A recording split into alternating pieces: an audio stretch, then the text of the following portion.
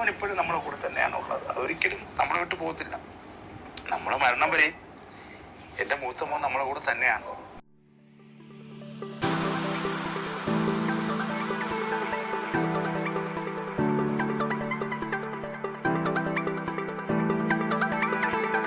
Hi friends, നന്ദികാസ് വ്ലോഗിലേക്ക് സ്വാഗതം. ഇന്ന് ഞാനിട്ടിരിക്കുന്ന video കുറച്ച് സങ്കടം തോന്നിയിട്ട് ഇട്ടൊരു വീഡിയോ ആണ് കേട്ടോ.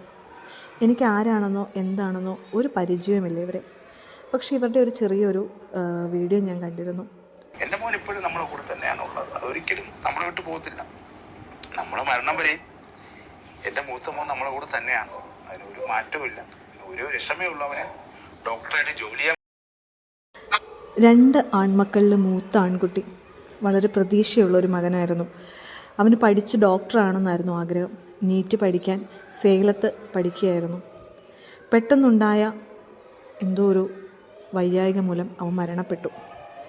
അമ്മ കതക് തുറന്നു നോക്കുമ്പോൾ മകൻ വീണ് കിടക്കുന്നതാണ് കണ്ടത്. പിന്നെ മരണപ്പെട്ടു എന്നാണ് എനിക്ക് മനസ്സിലാക്കാൻ കഴിഞ്ഞത്. അച്ഛൻ അവൻ്റെ ഓരോരോ കാര്യങ്ങൾ പറയുന്നതാണ്. അവൻ്റെ കുഞ്ഞിലത്തെ കളിപ്പാട്ടമാണിത്, അവനത് കെട്ടിപ്പിടിച്ച് ഉറങ്ങാറുള്ളൂ, അങ്ങനെ അവൻ്റെ വസ്ത്രങ്ങൾ, അങ്ങനെയുള്ള ആ ഒരു അവൻ്റെ ഓരോരോ കാര്യങ്ങൾ അവർ വളരെ നീറ്റായിട്ട് ഇപ്പോഴും സൂക്ഷിക്കുകയും അവൻ അവരുടെ അടുത്ത് തന്നെ ഉണ്ടെന്നുള്ള ഒരു പ്രതീക്ഷയിലാണ് അവരുടെ ജീവിതം. അവരുടെ ഓരോ വാക്കുകളിൽ നിന്നും ഒരിക്കലും ഒരു മാതാപിതാക്കൾക്കും അവരുടെ മക്കളെ അവർ ജീവിച്ചിരിക്കുമ്പോൾ നഷ്ടപ്പെടാൻ ഇടവരുത്തരുതേ. കാരണം അവരനുഭവിക്കുന്ന ആ ദുഃഖം അവരുടെ ആ വാക്കുകളിലൂടെ തന്നെ നമുക്ക് മനസ്സിലാവും. കാരണം ഞാൻ കുറേയേറെ നേരം കണ്ടിരുന്നുവെങ്കിലും എൻ്റെ കണ്ണിൽ നിന്ന് കണ്ണുനീര് വന്നുകൊണ്ടിരിക്കുമായിരുന്നു ഇവരുടെ ഓരോ സംസാരം കേൾക്കുമ്പോൾ. ഇതാ പയ്യൻ്റെ അനിയനാണ്. അവനും ആ ഒരു ഇതിൽ നിന്ന് റിലീഫ് ആയിട്ടുള്ളതാണ്. അവൻ്റെ ആ മൈൻഡ് ഇപ്പോഴും ആ ചേട്ടനെക്കുറിച്ചുള്ള ദുഃഖമാണ്. ശരിക്കും ഈ അച്ഛനും അമ്മയും ഇനി ഈ ഇളയ ആൾക്ക് വേണ്ടി ശരിക്കും ജീവിക്കുക. മൂത്ത ആളെന്നും അവരുടെ ഒപ്പം തന്നെ ഉണ്ടെന്ന് മനസ്സിലാക്കി അവരെന്നും ജീവിക്കുന്നതായിരിക്കും അവരുടെ മനസ്സിനെ സ്വാന്തനപ്പെടുത്താൻ എപ്പോഴും നല്ലത്.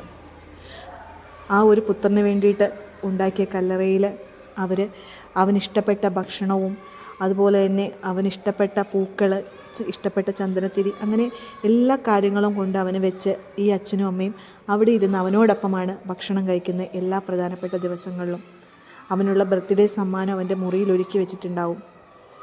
അപ്പോൾ നമ്മളെല്ലാവരും നമ്മുടെ മക്കൾക്ക് വേണ്ടിയിട്ടാണല്ലോ ജീവിക്കുന്നത്. അതുപോലെ ആ മക്കളെ അതുപോലെ സ്നേഹിച്ച ഒരച്ഛനും അമ്മയാണിത്. ആ അമ്മയുടെ കണ്ണുനീരിൽ നിന്ന് നമുക്ക് മനസ്സിലാക്കാം അവനെ എത്രത്തോളം സ്നേഹിച്ചിരുന്നുവെന്ന്. അല്ലെങ്കിൽ ആ പിതാവിൻ്റെ ആ ഒരു അവനെക്കുറിച്ചുള്ള ഓരോ വാക്കുകളിൽ നിന്ന് നമുക്ക് മനസ്സിലാക്കാം അവനെ എത്രമാത്രം സ്നേഹിച്ചിരുന്നുവെന്ന്. ആർക്കും ഈ ഒരു അവസ്ഥ ഉണ്ടാക്കരുത് എൻ്റെ ദൈവമേ. എല്ലാവരുടെയും മക്കൾ അവരുടെ കൂടെ അവരുടെ അവസാനം കണ്ണടയുന്ന നാൾ വരെ അവരുടെ ഒപ്പം ഉണ്ടാകണമെന്നാണ് നമ്മുടെ എല്ലാവരുടെയും ആഗ്രഹം. നമുക്കെല്ലാവർക്കും നമ്മുടെ മക്കൾക്ക് വേണ്ടി നമ്മൾ പ്രാർത്ഥിക്കാത്ത ഒരു ദിവസം പോലും ഉണ്ടാവില്ല അല്ലേ.